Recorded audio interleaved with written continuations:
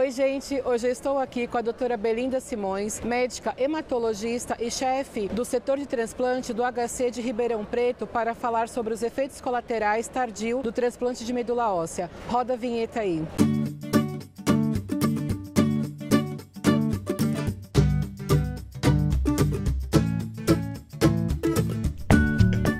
Qualquer pessoa que faz o transplante de medula óssea pode sofrer efeitos colaterais tardios? Com certeza, né? O transplante, como qualquer outro tratamento, assim como a gente tem efeito colateral de medicações, assim, mesmo a LMC, o Glivec também tem, obviamente que no transplante de medula óssea, o paciente precisa ser submetido a um procedimento com quimioterapia. Você bem disse, mas tem os efeitos agudos, mais precoces, tem também os efeitos mais tardios. Eu acho que o interesse maior aqui se refere aos tardios. Uma das coisas que a gente mais discute, sempre são coisas que a gente discute com o paciente, ele vai fazer uso de quimioterapia. Então, uma das coisas que precisa ficar claro é a questão da fertilidade. Qualquer quimioterápico que você utiliza, você tem a chance de ficar estéril. Eu tive pacientes já que transplantaram para leucemia mieloide crônica e tiveram filhos depois, mas existe sempre uma grande chance dele ficar estéril. Essa é uma coisa que a gente sempre discute com o paciente. Em homens, obviamente, isso é mais tranquilo, que você pode colher o esperma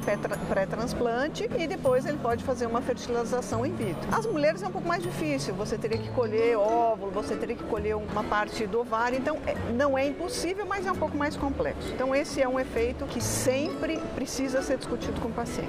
Os outros efeitos que são fora a doença do enxerto contra o hospedeiro, que sempre é o que o paciente, os médicos encaminham, tem mais preocupação, a gente sabe que existe uma chance maior, por isso que esses pacientes precisam ser muito bem seguidos, do que a gente fala a tal da síndrome plurimetabólica. O que significa isso? Tem maior chance de ter pressão alta, de ter diabetes. Então são esses pacientes que são submetidos a transplante de medula óssea, eles precisam ter um segmento pelo resto da vida e precisam fazer um controle mais rígido. Todos nós precisamos controlar, sim, porque diabetes e hipertensão a população toda quase está tendo. O paciente com transplante, ele precisa ser avaliado um pouco mais precocemente, um pouco mais intensamente. Então essa é uma complicação que é secundária, muitas vezes, do uso da ciclosporina que a gente tem que utilizar. Mas eu acho que existem hoje já diretrizes, tudo isso ser seguido. Então, essa é uma segunda complicação. E a complicação, que é a complicação que todo mundo tem bastante medo, que é a doença do enxerto contra o hospedeiro.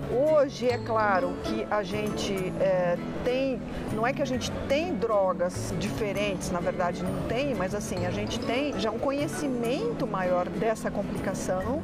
E a gente tem usado também estratégias que fazem com que a gente tenha talvez um pouco menos da doença do enxerto contra o hospedeiro. Mas todo paciente que é submetido a um transplante alogênico, potencialmente ele pode ter. Isso já é um efeito colateral, então pós-transplante. Esse é um efeito que é uma coisa, você vai ter dois sistemas imunológicos tendo que conviver.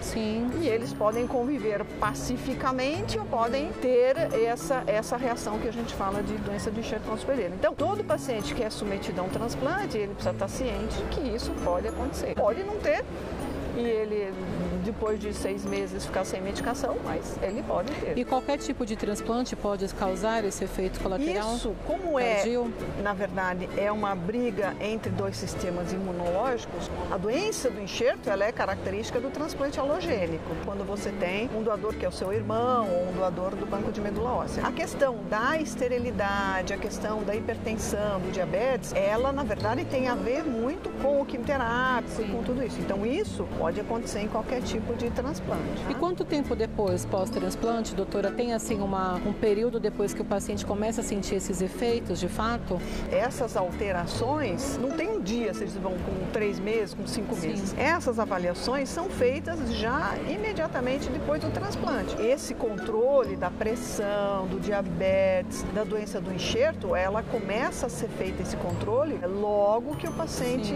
assim que ele tem alta, isso já é sempre controlado. E de que forma que o médico pode ajudar precocemente a identificar esses sintomas, esses efeitos tardios? Isso. Existem diretrizes, então os médicos seguem essas diretrizes, então não é qualquer um, eu faço quando eu quiser, o outro faz quando quiser. Existem diretrizes publicadas das sociedades internacionais, inclusive com colaboração com a Sociedade Brasileira de Transplante de Medula Óssea, que são seguidos pelos Centros Brasileiros de Transplante. Então existe uma rotina, quando que você tem, de quanto em quanto tempo você tem que ver a glicemia, de quanto em quanto tempo você realmente tem que avaliar, por exemplo, o pulmão, como é que está por causa da doença do enxerto. Então, isso já existem diretrizes de quanto em quanto tempo você faz esses exames. E os centros brasileiros de transplante seguem essas diretrizes. Então, independente de onde você for transplantado, você vai ter esse mesmo controle seguindo as diretrizes, inclusive internacionais. E o outro aspecto muito importante é a educação do paciente. Então, ele precisa entender que a leucemia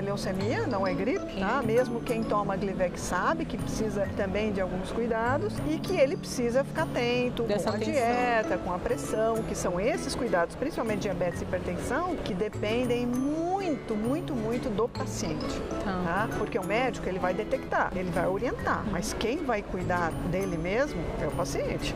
É ele mesmo. Não tem jeito. Muitos pacientes perguntam assim, depois, né, pós-transplante, realmente o paciente tem que ter essa doença do hospedeiro? Não.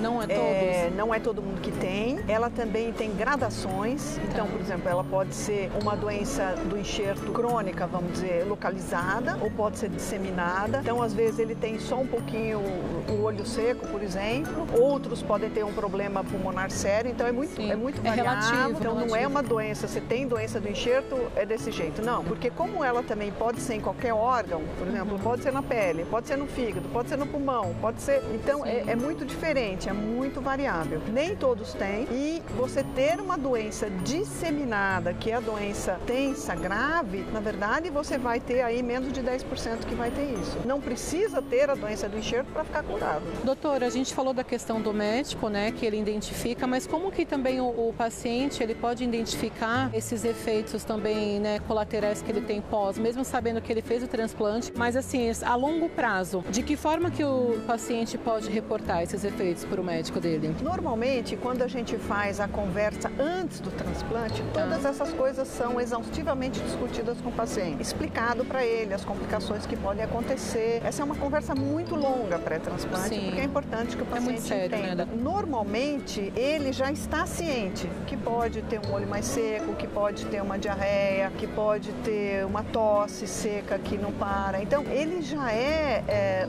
orientado em relação aos principais sintomas e o que ele precisa ter atenção.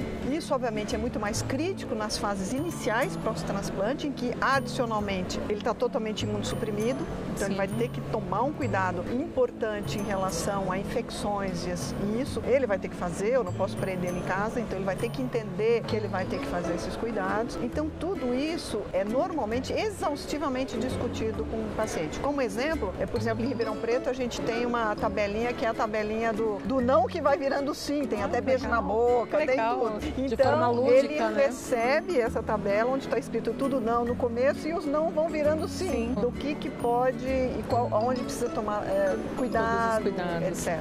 Então, eu acho que são coisas que são muito conversadas. Como esse segmento pós-transplante é muito próximo, às vezes o paciente vai 2, 3, às vezes todo dia no hospital, ele acaba quase que se especializando, porque o tratamento, no fundo, quem tem que monitorar é o próprio paciente. É o próprio paciente.